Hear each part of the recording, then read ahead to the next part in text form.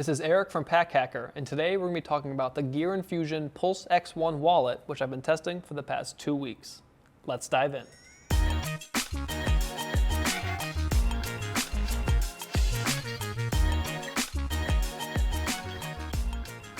So starting with what I think is probably the most important thing about this wallet is the materials. It's a 6061 aluminum alloy, which is a metal that uses magnesium and silicon as its major alloying elements. It's probably one of the most common aluminum alloys you'll see, and it's very, very durable. It doesn't break and doesn't crack, so that's why you see it used so often, so it's nice to see that used here. These ones in particular are made with a CNC machine, which is basically kind of like a huge 3D printer that uses a computer to cut sheets of metal, and they're really, really precise, and they started being used because they are so precise. And so every single one of these is going to basically be exactly the same. So you're not going to get really any defects or anything like that unless maybe in the shipping process something happened. But as you can see, it's very, very sleek and just very, very nice looking. It's obviously there's no cards in there. I'll show it to you with cards in it and cash in just a moment. But this is the black model. It comes in light silver, dark gray, and gold. So you do have a few color options, but they're all very sleek. It almost is like industrial art deco. Like you've got these nice curves, but then it's industrial at the same time. Like it looks like it came out of a factory or something like that. But those curves that make it kind of art deco-y, and even like the curves here, they're rounded. It's just very, very nice looking, and it's kind of faded in there on the corners here, kind of like it's not it's not a right angle. It has a couple layers there to make it, it's not going to hurt your finger or anything like that. But we weighed it and it came in at 1.7 ounces. It's listed at 1.6. I'm not sure what the discrepancy is there. It's a very small discrepancy, but still this thing is very, very light. And in your hand, in the palm of your hand, very, very small. It's one of the smallest, minimalist wallets we've seen. But it doesn't have a few features you sometimes see in other minimalist wallets, which we will dive into. So this thing holds up to 15 cards is what they said. I think you actually could fit a few more than that, but 15 cards to still be able to use it correctly. So I've got 15 just generic cards. There's no credit cards in here or anything like that, just like random cards that we have accumulated, Metro cards, hotel cards, stuff like that. So to open this thing, so there's obviously when it's empty, you can access both of these corners and you just open like that. And you can see that the elastic band runs underneath, so that's why there's no band here. It's because it runs underneath to hold it together. And something you can actually do with that elastic band is if you look closely there is a line in the metal, so you can run the elastic through there to undo it and just run the elastic over this. So I did it once and it was really hard to undo and put back. I don't have the most mobile hands, I guess, so maybe that's just me. But it was pretty hard to do, and then once I did it, it was even harder to get back in my experience. But if you do run that, because right now, if you wanted to have a quick use item on the outside of this thing, you aren't able to because there's nowhere to put it other than inside the wallet. But if you run the elastic on the outside here, you do have space to put cash, or you can even put a key under there if you wanted to. So there is a bit of space to do that if you want to. Just note that if you're just messing around with it and you aren't actually going to put something there, I would advise against it because it is kind of hard to put it in there and put it back. You see, it's a pretty small area to work with there. And another thing, you might have just heard that, a noise that, I don't know, it's like nails on a chalkboard for me. Like when you open this, when there's nothing in it, and sometimes when you have a very few things in there, it slides a little bit, the metal on metal, and it's just not a very nice noise. I'll see if I can do it and bring it close to the mic so you can hear it. So when you open it, it's like this corner, sorry for that out of focus there, it just slides down. So let me see if I can make the noise. That noise there. It's just so bothersome to my ears, and it really doesn't happen so much when you have stuff in here, but if you only have a couple cards, it did happen a few times. Like if you're pulling stuff out and things are they're coming over the line a little bit, maybe it has the opportunity to do that, because basically what's happening, if you look inside there, is when you pull that, this piece wants to come up, so it'll slide a little bit, and it'll slide up basically till where it can't slide anymore, which is the elastic. So if you look, it slides. And there you go, that noise to the max. But we'll actually put some cards in here now so you can see. So here's all 15 of these cards, and we will slide them in there. A little bit difficult to do them all at once because obviously you probably wouldn't do it all at once. But there it is, all 15 cards with no issues really getting them in. And it's still pretty small. Like here, this is the wallet that I use every day. It's just kind of a cheap wallet. But even with 15 cards in here, I've probably got a handful of cards in here, nothing crazy. The size difference is this is still radically smaller than the wallet I'm using every day.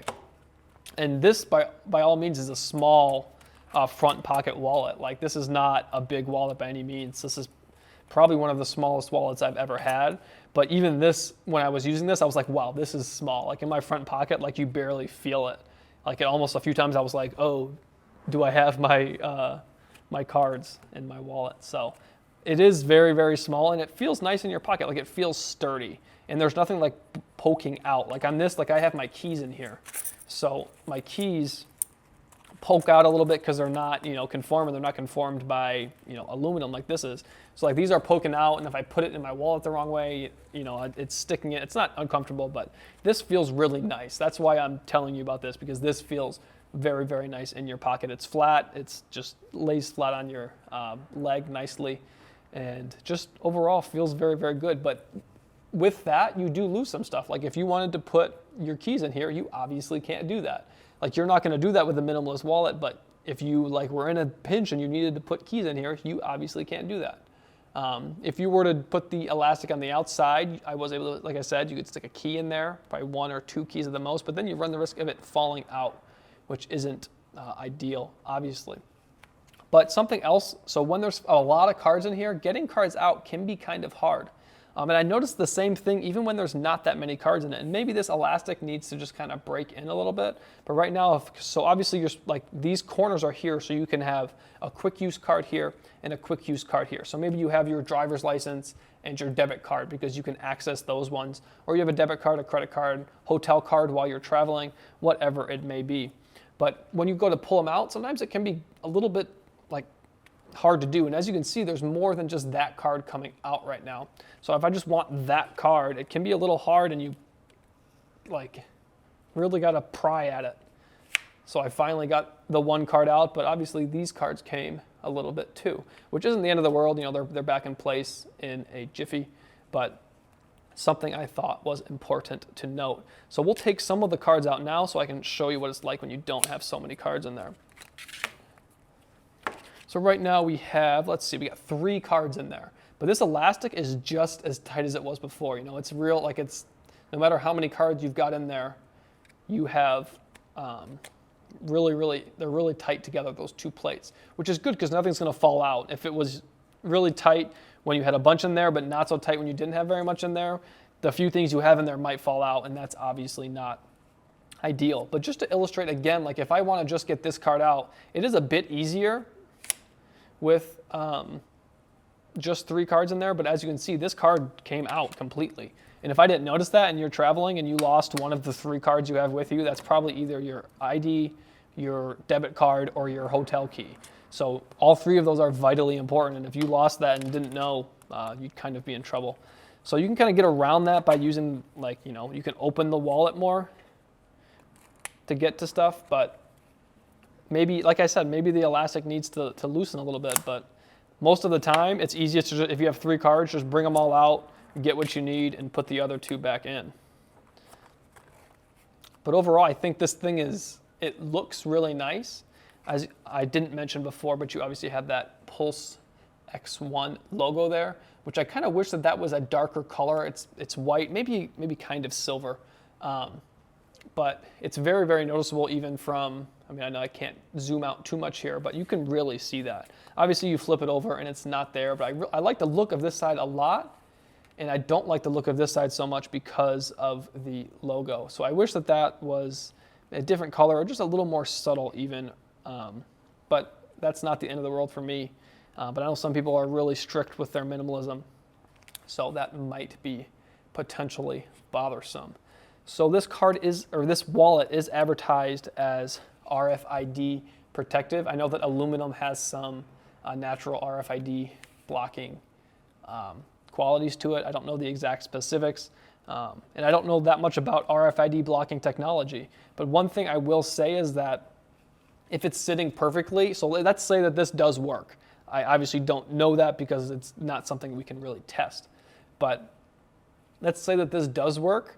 And so while it's sitting nicely like this, obviously, like, okay, yeah, that's gonna work. But if like, say like it gets jumbled in your bag, like I know this is pretty tight, but like if you didn't put a card in right or something and it was hanging out, then there's nothing like stopping it on the side. So like if something was just hanging out a little bit, and let's say it got bumped in your bag or something like that, and then it's out, and then there's obviously no RFID protection. And that's just something I wanted to mention about that. But another thing about cards is that, so I was a little worried putting, because I still have a kind of like an old school debit credit card at this point that has the raised numbers and letters. So I'll take these out just so I can kind of show you more.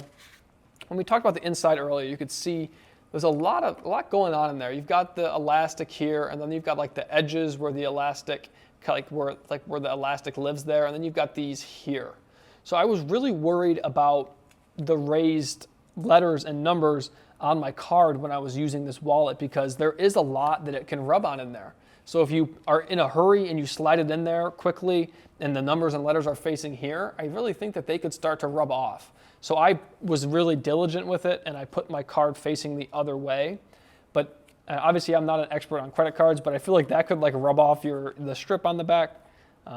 So just be wary of where you place a credit card in this thing. If you put it in the middle, you're gonna have no problems at all. And odds are if you face the numbers inward, you're gonna be fine too. But that's something that was on my mind, I won't say constantly, but quite a bit while I was using this wallet. But overall, I am pretty happy with it. I haven't used that many minimalist wallets, but overall, just the feel of this thing is nice. It's very, very sturdy. I feel like my stuff is safe in this wallet, and it just feels really, really nice in your pocket. Like, it just feels like classy. I keep coming back to that industrial art deco. Like, it just looks nice, especially like compared to this wallet. Like, which one looks nicer? Like, this looks a lot nicer than this wallet.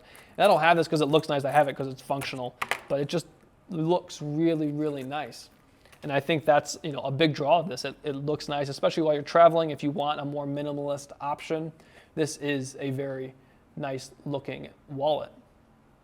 But overall, it comes down to your use case, as all gear does. And I'm curious to hear if this wallet would work for you, or what you would use this wallet for. So there you have it, the Gear Infusion PULSEX1 wallet. Thanks for keeping it here at Pack Hacker, your guide to smarter travel, and we'll see you in the next one.